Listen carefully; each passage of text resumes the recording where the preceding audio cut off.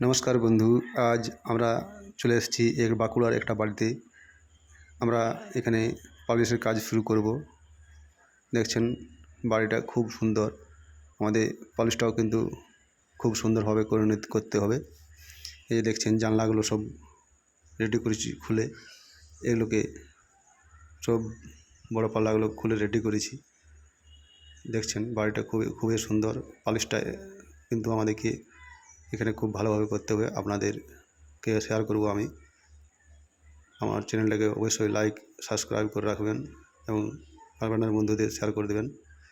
দেখছেন উপরে উঠে আমাদের উপরে কাজগুলো চলছে সব।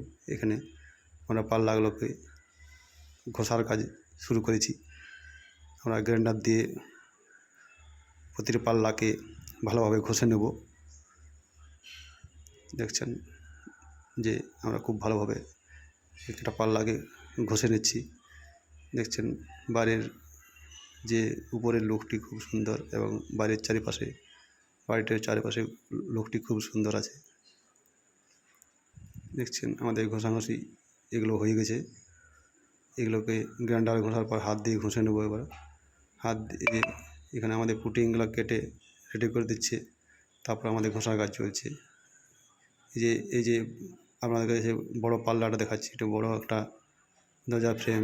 আমি পুরোটা দেখাতে পারছি না আপনাদের, পুরোটা আমি রং করার পর অবশ্যই দেখাবো।